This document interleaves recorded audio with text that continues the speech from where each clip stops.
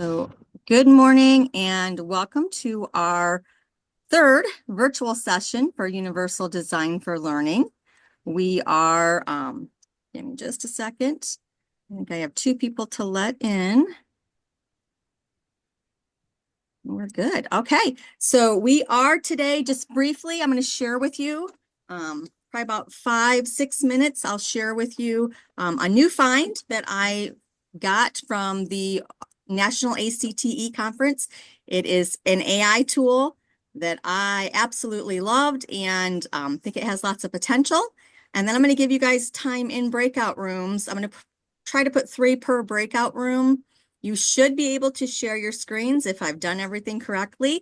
But as I've said before, you are the experts at this online teaching and learning.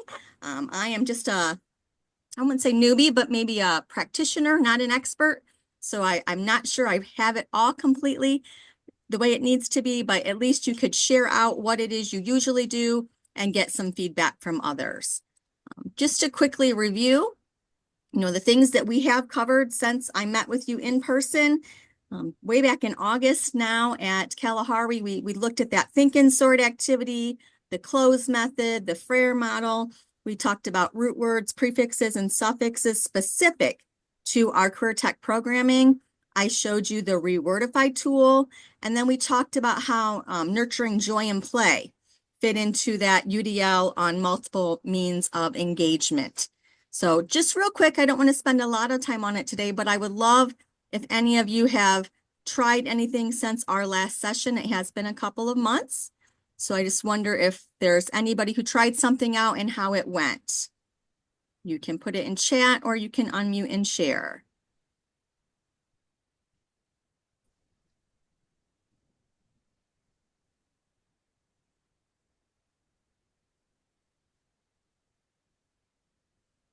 I'll go ahead and share. The nurture, joy, and play one I use quite a bit, just to interact with the kids and get to know them, but specifically the second unit in I teach a communications explorations class, and the kids have to come up with a mascot for a children's hospital. And one of the brainstorming activities we did is, if you were a sick kid in a hospital, how would you want that mascot to be? And it forced the kids, some of them had been in the hospital as a kid. So they said, they wanted someone quiet and friendly and cuddly. And other kids who had never been in the hospital assumed they wanted like a big, crazy, colorful mascot. So it really made them think about, how is the mascot appropriate for the situation it's going to be? In a sporting event, mascot is completely different from a children's hospital mascot. So it was good to get them talking amongst themselves to see, how it would be different based on the kids' experience. So for me, it worked well. Yeah, I love that. And especially that no matter the situation, a mascot brings joy, right? Whether you're at a sporting event or you're the sick kid in the hospital, a mascot still brings joy. Just we have to be cautious of what kind, right? I love that. We do have a couple of things in chat. People just responding that. What a fun project. Love this. Super fun. Yeah, what a great idea. Very great idea. So thank you for sharing. Really appreciate that. All right, so then let me show you the new find. So this is called Notebook LM. And the way that I think it could fit in to the UDL framework is definitely engagement, because you're going to see a couple of ways that you could offer up content to students. So you're offering up that choice and then giving kids their own decision to make a choice as to which way they get the content. And then you also can support multiple ways to perceive this information through the podcast, which for me nurtures that joy and play, because I had so much fun hearing the podcast, like hearing it created. So you as a teacher, I think, could use this, but when you're comfortable and depending on your AI policies for Ohio Virtual, you could even share this tool with the students as an AI tool and let them create podcasts based on the content they enter. So I'm just going to show you quickly, as quickly as I can, how that worked. So if we I'm just going to escape from a presentation. I have it already pulled up. So all I had to do to make this work was drop in a Google Slides that I had created. So this was a presentation that I gave back in, I don't know, October maybe. And it was like 54 slides. It was a very lengthy presentation. I just dropped it in here.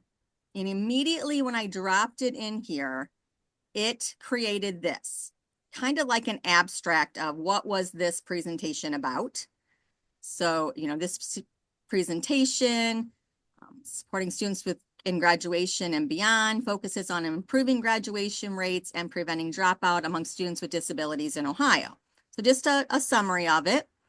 And then in this section right here, a student or a teacher, depending on what you drop in, because it doesn't have to be something you create. You could take an article that you read or that you would like to share with students, and you could drop that article in and it would do the same thing. So it generates some questions that you could choose to ask it, or you could type your own. So like I might say, what is the importance of industry recognized credentials?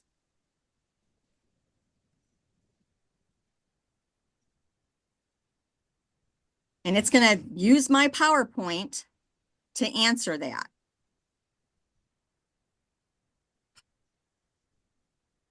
And the cool thing about this is as it answers that, it then tells you what pages from the slides the answer came from. So you can refer back to those slides to see where the answer came from. So really cool tool, I think, there for you yourself or for students, depending on how you would want to use it. You could also, like, what is the key vocabulary in this content?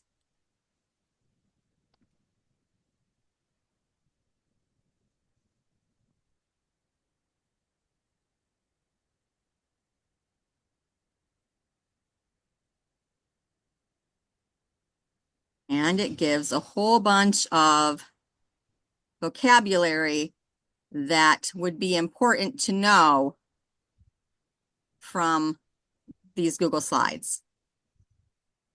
And again, the pages that it's on. All of that's good and quick, but what I really liked was the podcast. So over here would be Studio. And all you have to do to create one, there will be, I've already made it, so it's here for us already. There'll just be a button here that basically says create. You would push that button. It is not as quick. It did take about 5 minutes for it to upload, but then this was here. And so I'm going to play this for you guys, not the whole thing, obviously. We're just going to listen to about 3 minutes of this podcast. And please give me a thumbs up if you can hear it.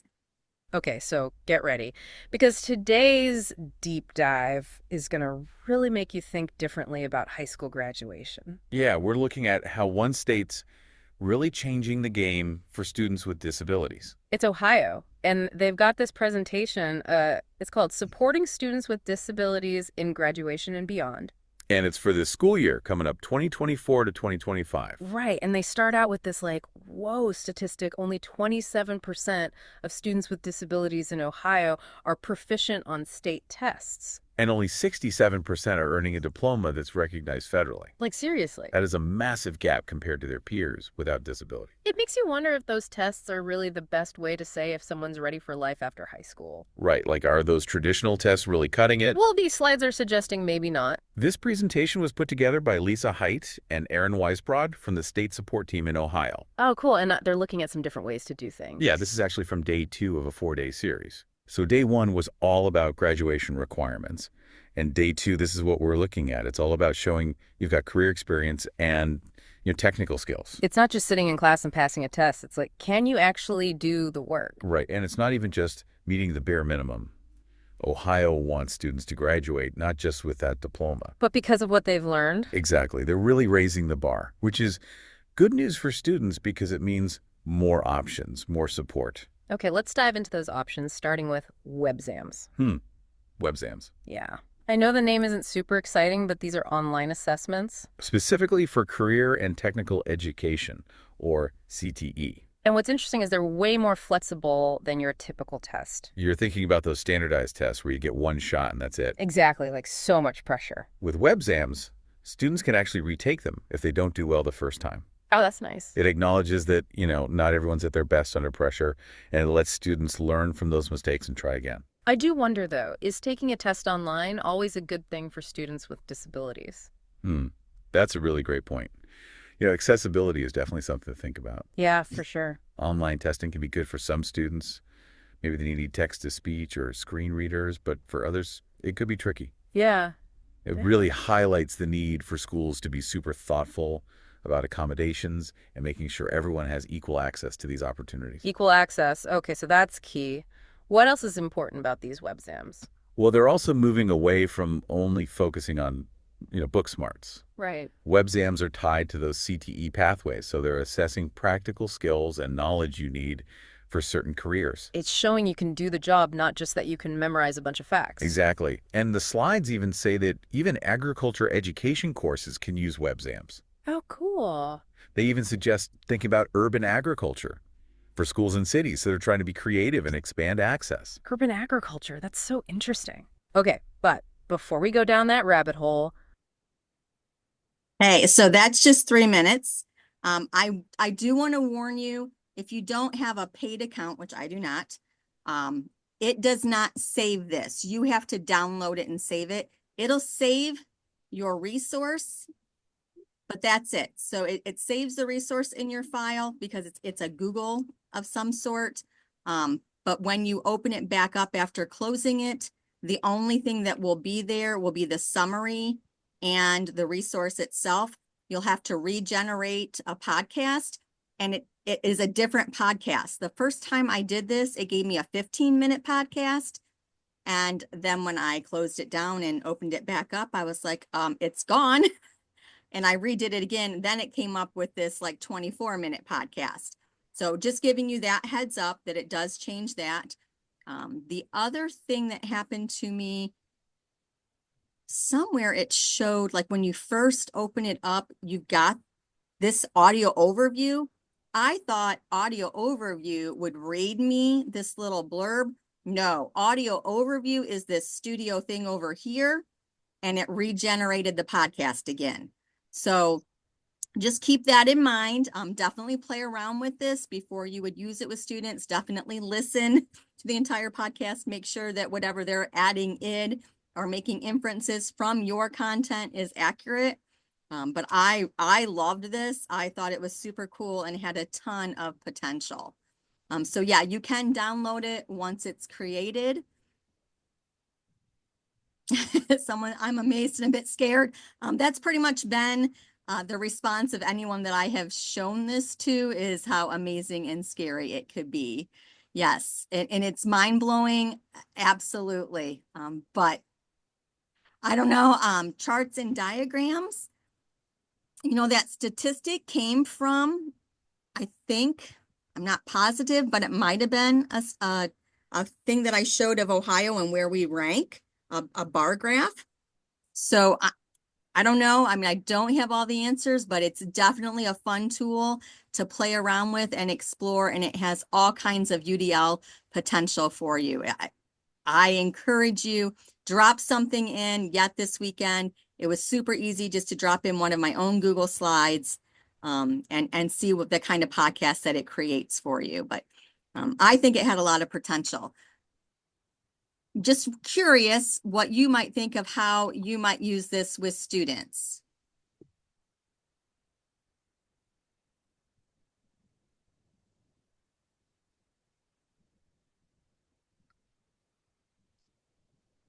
Anyone have ideas, or how you as a learner might have liked having this option available? Just students in general that don't want to read a text, they want to hear it. So it's just hits that different learning level. Yeah, I will definitely use it. A lot of times we have small groups and we have a topic, and then we send out a summary after with like additional websites and some worksheets. And this would be a great addition to that for the kids that don't want to, yes, we send out YouTube videos that have to do with the topic, but it's not it's not us with the YouTube video. Of course, they can go back and watch the recording as well, but this is just another way to get them the information that they might be like just that might speak to them, that might be on their learning level a little bit more. So I immediately ran to Notebook and put in one of my PowerPoints. So it just worked right here on my side computer because this is really fun. I love this. Awesome. Anyone else? One more share. I'll jump in. I think it's a great tool because, well, first of all, like I said last time, I just love the whole topic of using terminology and writing. But it's a great tool for a teacher that feels weak in that area. Do you know what I mean? And so it's additive. And so the student, you can just tell the students, well, go to your notebook, and it's sort of additive in that way. And that's what I like about these type of apps. Yeah, completely agree. I think for a learner myself, I'm not an oral learner on its own, but if I've been exposed to the content, then if I had this after, I would love to listen to this as I drove home, or if I'm like, working out and I have my earbuds in, listen to it as I'm riding my exercise bike. I would love that. So I'm going to try that with a couple of things. I have some resources that I've looked over recently. I'd love to hear it with two people talking about it instead of just having read it too. So great resource I wanted to share with you. I think it's super fun. I can't wait to hear in a couple of months if you've tried it out and what you thought of it. So we will move forward because I want to get you to the meat and potatoes of what we are here for today. The whole part of the rest of today, so we'll give you about a half an hour in a breakout room, which should give each of you about 10 minutes, which we're going to have to cut the time frame down, but to share, an activity, a lesson you have coming up, get some feedback from the people in your group of ways that you could make that a little more UDL friendly, what might have worked for them as a learner to engage better with the content. Think about all the things that we have talked about in these UDL sessions and ways that we could do that. Again, I believe you should be able to screen share if you want to. You don't necessarily have to. So let me break you into, I'm going to do 7. Now let's do 8 breakout rooms. Let me get that going and we'll get you into breakout rooms and I will jump into them just to see how things are going. Any questions before we move to breakout rooms?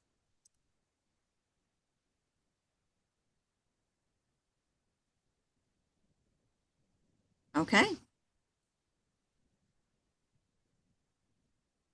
Have fun. Just remember, we're there just to grow and get ideas. We're not being judgmental of anyone's material. We're just looking for options and alternatives, ways to UDL, Universal Design for Learning, just to provide more access to our students. And it looks like there should be 3 people per breakout room.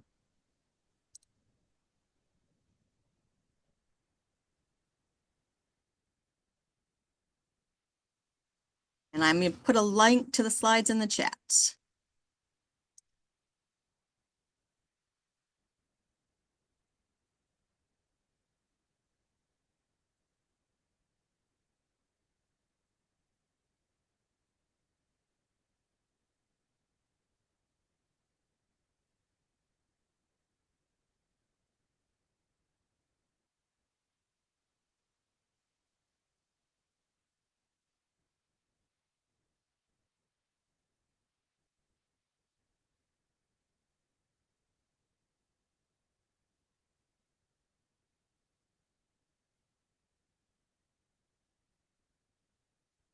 Oh, Katie, you are not in a breakout room. Do you want me to put you in one or do you just want to bounce around? I'm happy to bounce around. Or Okay.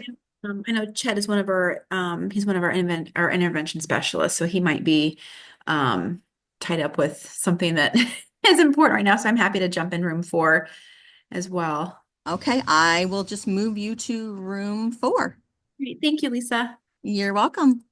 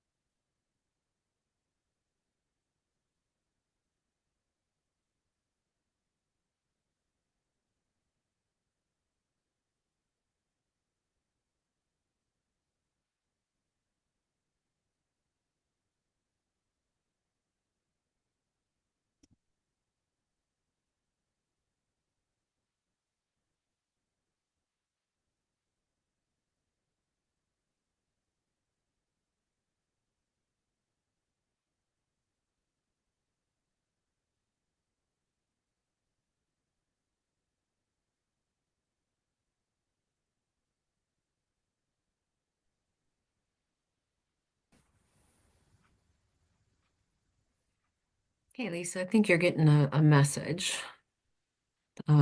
Basically, the three of us that you put in a room where I just got my curriculum on Tuesday, so I don't have anything prepared for today, and the other two are admin. Oh, okay, hold on. What, do you know which room you're in? 5. We were in 5. Okay, so I'll just move each of you to a different room. How about if I move you like to room 2? Is that okay if I move you guys? Please, yes. Okay.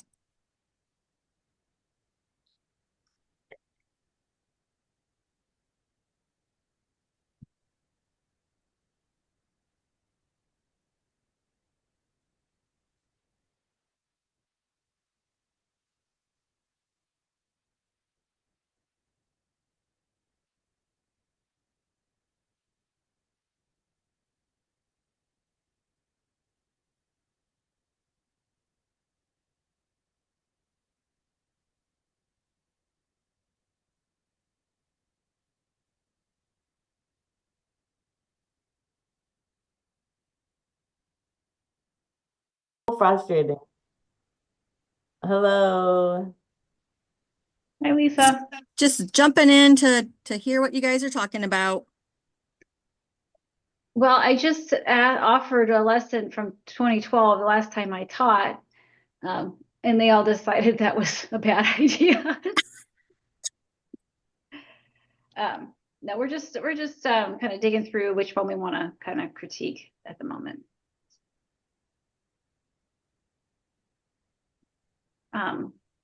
Should we look at something personal finance?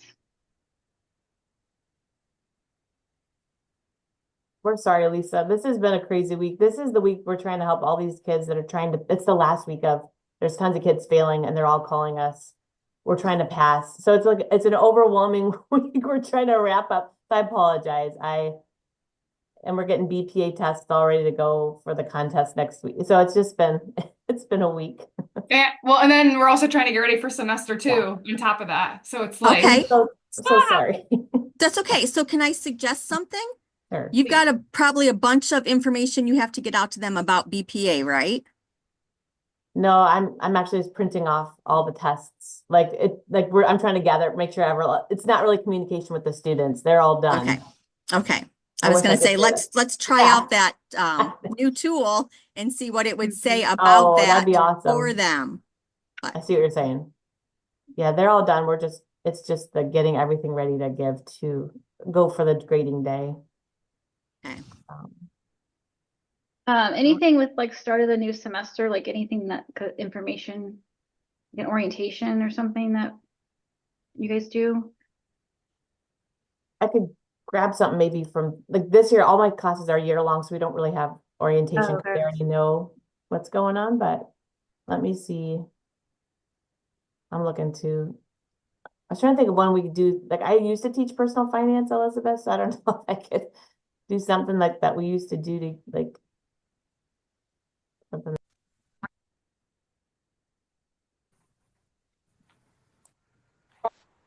Caught me adjusting my chair.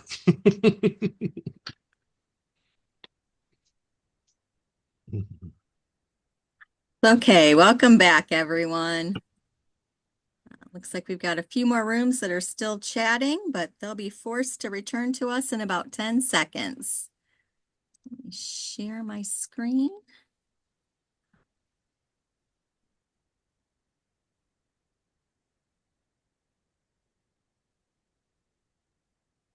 All right, so welcome back. Welcome back. I do want to say gold star for me today. I'm so excited. I was in a Zoom room and they were able to share their screens. So it worked. That's my win for today. But how did it go? Did you have any aha moments or like, oh, I never realized that before? Anybody want to share out?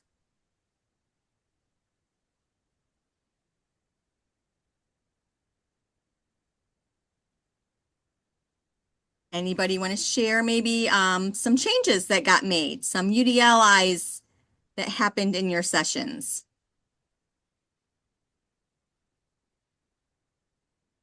I'll share real quick. So we got in on a discussion about 504s and IEPs and how some of them will state that students need to have a study guide provided or maybe some guided notes. And so we actually put my slides into the notebook and kind of looked at what sort of study guide and guided notes it would bring. And they were really good. So we were excited to see that feature and how we can use that to help with our IEPs and 504s. That's great. Or for any kid who might want it, right? Because what we do Yeah. for one kid might benefit others if they're interested. Yeah. Very good. Thank you for sharing that tip. And yeah, I did not share that with everyone. Let me see if I can take you to that. In that notebook LM, over here to the right, you can create a study guide based off of whatever you enter. You can create a FAQ, right? And it just generates it for you. I think the study guide gives you the answers too. Let's just do that real quick. So you would want to, it'll do that for you, and then you would want to copy and paste and edit as you needed. Yeah, I guess a glossary of terms at the bottom, which was kind of nice too. Oh, wow. Vocab. And all you did was put your PowerPoint, you turn your PowerPoint into a PDF and you loaded it, and that's how you did. Okay, because that's awesome. Yeah, if you don't have it in Google, you just save it as a PDF and enter it as a PDF, upload it as a PDF. Because what I'm doing right now for my kids that in their IEP, it says that we need to provide them teacher notes or guided notes. I just put them in the Class Connect module, and it's the exact PowerPoint that I go through in class. That's all I'm doing. But this would be way better, way better. Yep. Yep. Oh my gosh, it's even got essay questions, potential essay questions. And then you're right, that glossary of terms. Cool. Yeah. We did notice too, because we tried an accounting lesson too in it, and it does have a little more trouble with numbers, and just so everybody knows. So it was good to see, but definitely you can modify it and fix it, and it's still got some wonderful stuff. It's just, it definitely had a little bit more trouble with that. All right. Well, I'm glad to hear that you were exploring how you could use it and add it to whatever currently you're working on with your students. Anyone else want to share?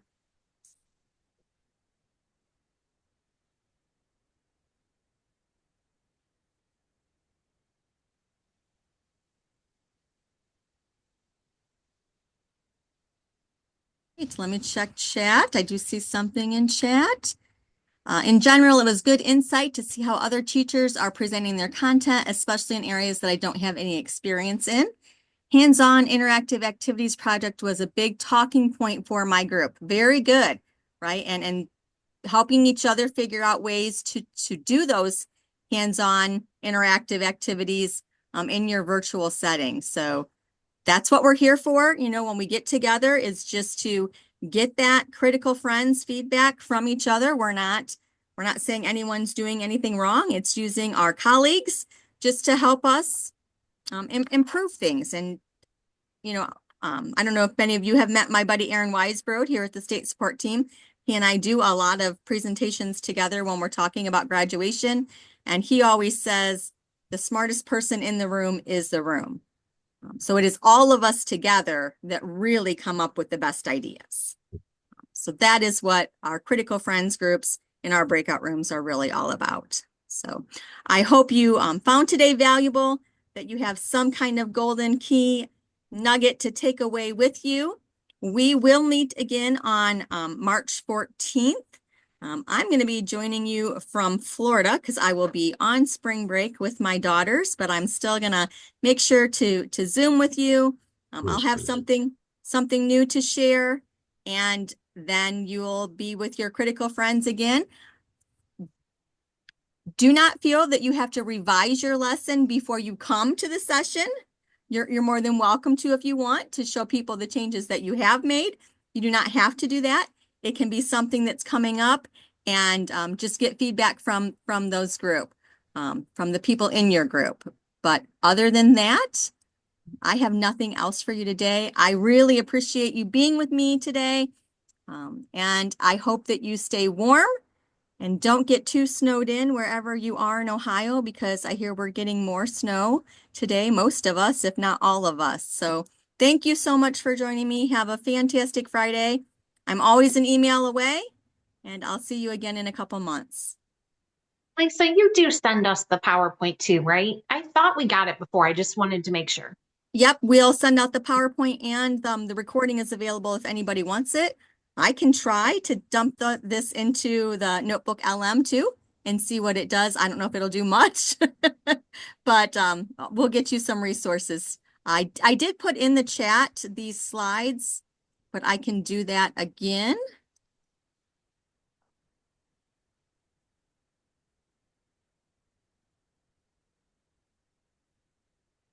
There you go. So you have those, but we'll get those sent out too. I'll make sure that Katie and Lauren send those out to you guys with the recording for you to watch it again if you want to do that.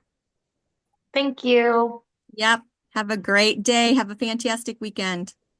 Bye, everybody. Brian's going to start his podcast side hustle. I know, I was just, my wheels were spinning here. This is a wonderful tool, Lisa. This is great. Thank you so much. Oh, I'm glad I went to the national convention, because this definitely made it all worth it. The problem is, though, I'm getting so many tools, I don't know what to use, and I don't know if I know how to use them well. So start with one you like and use it until you're comfortable with it, and then add another. I'm still trying to figure out about how I can get ChatGPT or Magic School to write sample quiz questions or web exam questions, like so I can give 5 a week leading up to web exam. So I don't know. Trying to get that. I might play around with that, and if I come up with a good solution, I'll let you know. And I like it because the terminology will be different than what I use. So the kids, because web exam terminology is not human sometimes. Yeah. Everyday speak. So that way, if it's different, I'm just saying. Anyways, have a So great I day. wonder, have you tried putting in, like, here is a sample web exam question for this course? I've been using more of the standards from Ohio. I would start with one, like, here's a sample, like what a question looks like. Can you create another question like this using this content? Like, instead of it being about pesticides, make it about hydroponics and see what it does. The problem is like this year we're in a pilot year, so it'll be fine. Yeah. We'll figure it out. That's why I said, like, if I can figure out, we 10% is this strand, I'm going to use that strand and have it create 5 questions. Yep. That's a great idea. Go to the next big one. So, yeah, I love that. anyways, thought. just a thought. All right. Have a great Take day. care. You too. Bye.